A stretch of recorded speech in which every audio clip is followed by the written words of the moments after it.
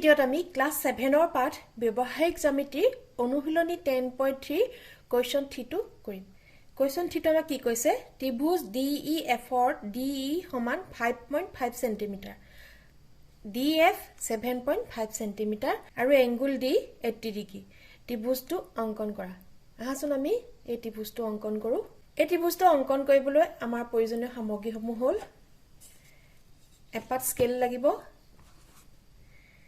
এডাল কোণমান যন্ত্ৰ লাগিব, এডাল কম্পাস লাগিব আৰু পেন্সিল আৰু ৰাবাৰ। এইখিনি সামগ্ৰী আমি এই ত্ৰিভুজটো অংকন কৰিব পাৰিম। আহাচোন আমি ত্ৰিভুজটো অংকন কৰো। প্ৰথমতে আমি DF বাহুডাল লৈ লওঁ। DF বাহুডাল দিয়া আছে 7.5 cm।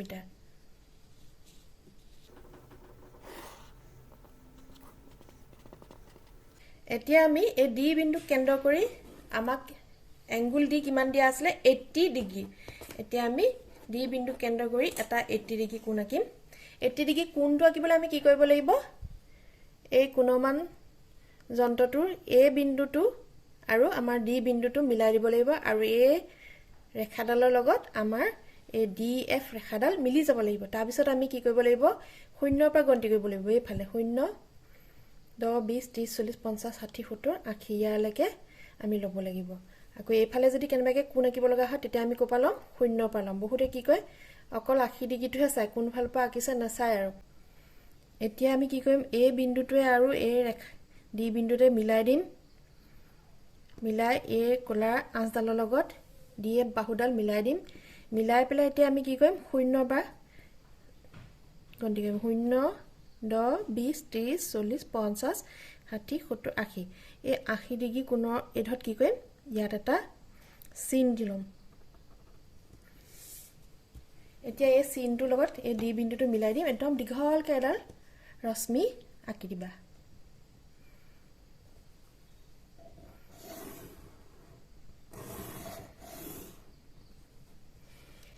মই স্কেচ পেনে আঁকিছোঁ, তোমালোকে স্কেচ পেন ব্যৱহাৰ নকৰিবা। তোমালোকে পেন্সিলে আঁকিলে ধৰিব নোৱাৰিবা বাবেহে মই স্কেচ পেনে আঁকিছোঁ। এতিয়া আমি কি কৰিম? আমাক D বাহুডাল দিয়া আছিলে 5.5 cm। এইটো আমি আঁকিলোঁ 80 ডিগ্ৰী কোণ।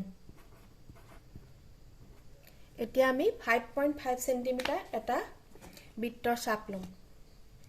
ইয়াত তোমালোকে চেণ্টিমিটাৰ ফালে ল'বা, মই এই ইঞ্চি স্কেলৰ ফালে লৈছোঁ, নহ'লে তোমালোকে ধৰিব নোৱাৰিবা কি আঁকিছোঁ। 5.5টো মিলাই ল'ম। এনেকৈ মিলাই ল'বা। ইয়াৰ পৰা ইয়ালৈ মিলিছে। মই ইঞ্চি স্কেলত আঁকিছোঁ, তোমালোকে চেণ্টিমিটাৰত আঁকিবা। চেণ্টিমিটাৰত আঁকিলে অকণমানি হ'ব, তোমালোকে ধৰিব নোৱাৰিবা, সেইকাৰণে মই ইঞ্চিত আঁকিছোঁ। এতিয়া আমি এইটো ইয়াত মিলাই ল'লোঁ। মিলাই পেলাই কি কৰিম? D বিন্দুত এই কম্পাছৰ জোঙা মূৰটো ল'ম। লৈ পেলাই এটা চাপ, কম্পাছত অকণ বেকা বেকি সলনা সলনি নকৰাকৈ ইয়াত এটা চাপ আঁকি দিবা, বৃত্তৰ চাপ এটা আঁকি দিবা। ইয়াৰ নাম এটা দি দিওঁ। এডাল আমি নামটো দিছোঁ E। আমাক D দিয়া আছিলে 5.5 cm। এতিয়া আমি EFক সংযোগ কৰি দিব লাগিব। এই ছেদৰ বিন্দুটো আৰু F বিন্দুটো ইয়াত জইন কৰি দিব লাগিব।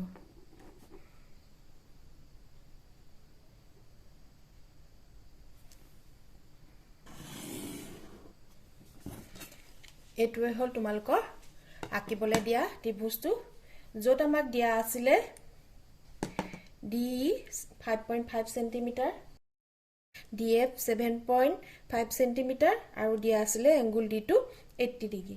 বুজি পালানে? এই 10.3 বাকী কুৱেশ্যনসমূহো একেটা ধৰণেই কৰিব লাগিব। ইয়াত তোমালোকৰ বিভিন্ন বাহুবোৰ দিয়া আছে আৰু কোণ দিয়া আছে। একেটা ধৰণে তোমালোকে বাহুবোৰ লৈ পেলাই আঁকিব পাৰিবা। ইয়াৰ পিছতো যদি তোমালোকে ইয়াৰ কোনোবা এটা প্ৰশ্ন পৰা নাই তেতিয়াহ'লে মোক কমেণ্টছ কৰিবা, তেতিয়া মই সেই প্ৰশ্নটো কৰি দিম।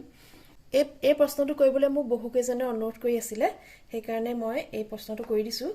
তথাপি যদি তোমালোকে কোনোবা প্ৰশ্ন এটা বুজি পোৱা নাই বা কৰি দিব লাগে তেতিয়াহ'লে মোক কমেণ্টছ কৰিবা।